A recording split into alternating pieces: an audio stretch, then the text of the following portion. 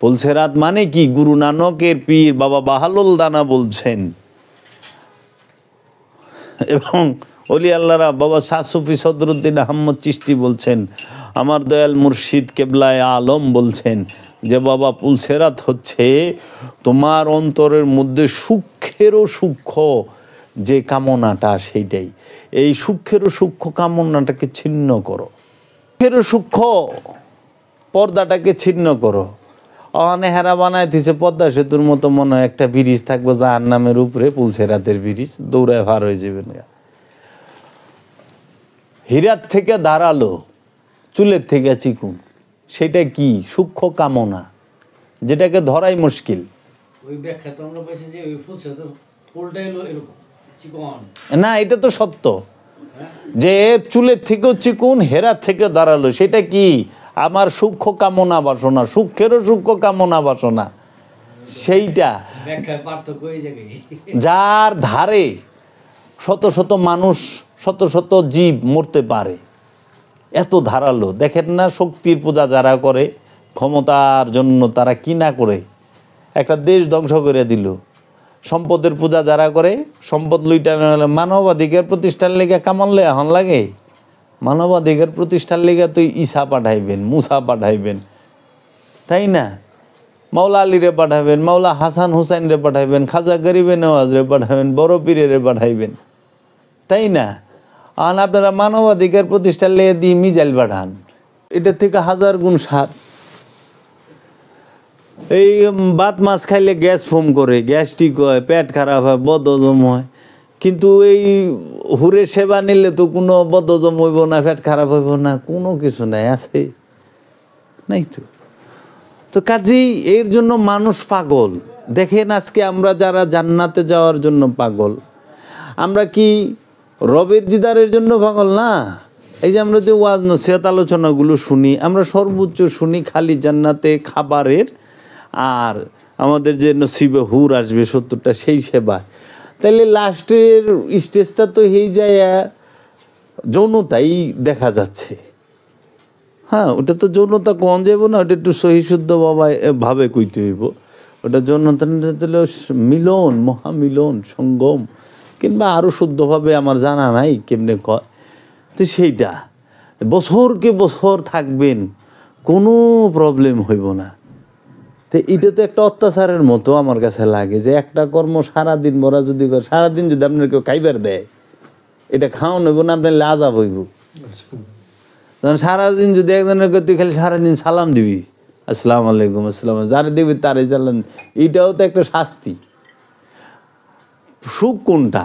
এই যে আইসি সংখ্যা থেকে ওখানে এই যে বায়ে জাফরান্দা একটা চা বানায় দিল, এটা দেখা ভালো লাগলো, বা একটা স্পেশাল কিছু খাওয়াইলো, এটা খাইলাম, এটা একটা শান্তি, যে হ্যাঁ স্বাদ পেলাম। ওখানে যদি হ্যাঁ সকাল থেকে এই সন্ধ্যা রাত, সারা রাত দিন সমানে জাফরানের চা খাওয়ায়, এটা তো মেহমানদারে, এটা গজব হয়ে যাব গা, গজব হইব না?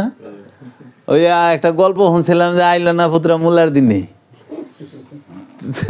তো এইরকম হয়ে যাবো গা। তো কাজেই আমাদেরকে বাকি কেন দেখায়? বাকি দেখায় এর জন্য যে নগদ যদি বলে তাইলে অলি আল্লাহ আসে, তাইলেই রেসালাত আইসা পড়ে, রসুল আইসা পড়ে। যদি নগদের কথা বলে তাহলে আহলে বায়েত আসবে, আওলাদে রসুল আসবে, পাক পাঞ্জাতন, 12 ইমাম, 14 মাসুম, পৃথিবীর সমস্ত অলি আল্লাহগণ আসবে, এবং বায়াত প্রথা থাকতেই হবে। কারণ নগদের স্বাদ পাইতে হইলে অবশ্যই আওলাদে রসুল, পাক পাঞ্জাতন, আহলে বায়েত, অলি আল্লাহদের শরণাপন্ন হইতেই হবে।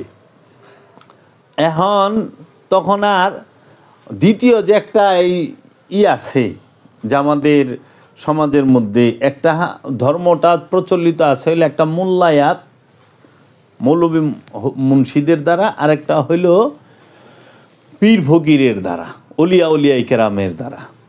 এখন আমাদের সমাজে যারা নাকি এই মোল্লা মুন্সি আছেন, তাহারা কি করতেছে? খালি বাকির গল্প করতেছে, জান্নাত মরণের পরে, সব মরণের পরে, হাসর মরণের পরে, মিজান মরণের পরে, পুলসেরাত মরণের পরে, হ্যাঁ, এরা পুলসেরাতের একটা ব্রিজ বানায়। পুলসেরাত হইল সূক্ষ্মেরও সূক্ষ্ম যে মনের মধ্যে ধোকা, কামনা, সূক্ষ্মেরও সূক্ষ্ম কামনা, সেইটা পার হওয়াটাই হচ্ছে পুলসেরাত। সেটাকে ছিন্ন করা, সূক্ষ্মতি সূক্ষ্ম। আমি যাবে চাচ্ছি এই কিশোরগঞ্জে আইসা আপনাদের সবার কাছে ভূষী প্রশংসা, আমার গলায় 20টা মালা পড়ুক, সবাই আমাকে নিয়ে ধন্য ধন্য করুক, এই এলাকার মানুষ আমারে সবাই চিনুক, দেখা বলুক, আহ দেহ কি লুকাইছে, কি চেহারা, কি তার ভাষণ, কি মানে প্রশংসা। এইটা সূক্ষ্মেরও সূক্ষ্ম। এই কামনাটুক যতক্ষণ পর্যন্ত থাকবো আমি পুলসেরাত পার হইতে পারবো না। পুলসেরাত মানে কি? গুরু নানকের পীর বাবা বাহালুল দানা বলছেন, এবং অলি আল্লাহরা বাবা শাহ সুফি সদরুদ্দিন আহমদ চিশতি বলছেন, আমার দয়াল মুর্শিদ কেবলায় আলম বলছেন যে বাবা পুলসেরাত হচ্ছে তোমার অন্তরের মধ্যে সূক্ষ্মেরও সূক্ষ্ম যে কামনাটা, সেইটাই। এই সূক্ষ্মেরও সূক্ষ্ম কামনাটাকে ছিন্ন করো।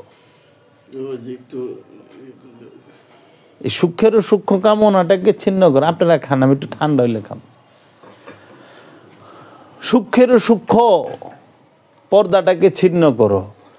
অনেহারা বানায় দিছে পদ্মা সেতুর মতো, মনে হয় একটা ব্রিজ থাকবে জাহান্নামের উপরে, পুলসেরাতের ব্রিজ, দৌড়ায় ভার হয়ে যাবেন।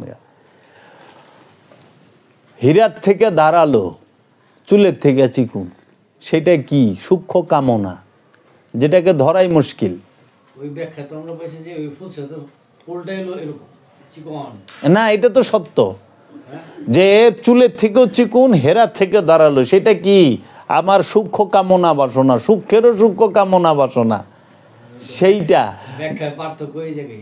যার ধারে শত শত মানুষ, শত শত জীব মরতে পারে, এত ধারালো। দেখেন না শক্তির পূজা যারা করে, ক্ষমতার জন্য তারা কি না করে, একটা দেশ ধ্বংস করে দিল। সম্পদের পূজা যারা করে, সম্পদ লুইটা মানবাধিকার প্রতিষ্ঠার লেগে কামানলে এখন লাগে। মানবাধিকার প্রতিষ্ঠার লেগে তুই ঈসা পাঠাইবেন, মুসা পাঠাইবেন, তাই না? মাওলা আলীরে পাঠাবেন, মাওলা হাসান হুসাইন রে পাঠাইবেন, খাজা গরিবে নওয়াজ রে পাঠাবেন, বড় পীরে পাঠাইবেন, তাই না? আর আপনারা মানবাধিকার প্রতিষ্ঠার লেগে দিয়ে মিজাইল পাঠান। মিজাইল তো মানবাধিকার প্রতিষ্ঠা হয়, কারণ মিজাইল নিজেও তো জানে না হ্যাঁ ফাটলে কতটি মরবো। ভালোও তো মরতে পারে, মরে না ভালো। এক খারাপ মারবার গেছেন, বোম মারছেন, 20টা ভালো মরে গেছে, খারাপটা মরেই নেই। শিশু বিদ্যুৎ তো মরলো বেশি। সমস্যা হচ্ছে যে আমরা এই যে আগের কোরআনের তো মানে বঙ্গ অনুবাদ যেগুলো পাইছি, জি এইগুলো শুনে একটু সঠিক অর্থ পাইনি। জি। এই আপনি কতক্ষণ আগে একটু কথা বললেন যে বান্দা হতে পারে, এই বান্দা অর্থটা আমার মনে হয় যে আমাদের 99% জানে না বান্দা কিভাবে হইতে হয়। জি, এই ধরনের সমস্যা কিন্তু প্রত্যেকটা কথা, আপনি অনেকগুলো কথা বলছেন যেগুলো প্রত্যেকটার মধ্যেই প্রশ্ন করার মতো, মানে এগুলো আমাদের প্রশ্ন আসে। জি, হ্যাঁ, কিন্তু দেখা গেছে যে এটার জন্য আমাদের চিন্তাটাও জায়গা ওইমুখী।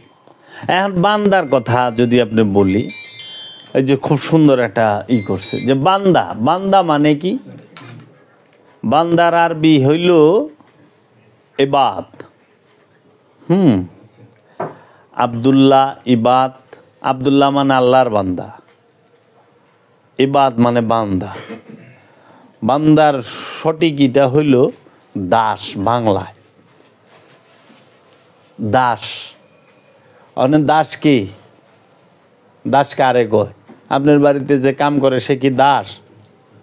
সে তো আপনার কর্মচারী, চাকর, কর্মচারী, বেতন নেয় মাস শেষে। যে দাস হ্যাঁ বেতন নিবে না। দাস মানে কি? যে দাসের ভরণ পোষণ যাবতীয় যাহা কিছু আছে সব মালিক বহন করবে, এবং দাসের উপরে মালিকের সমস্ত কর্তৃত্ব থাকবে।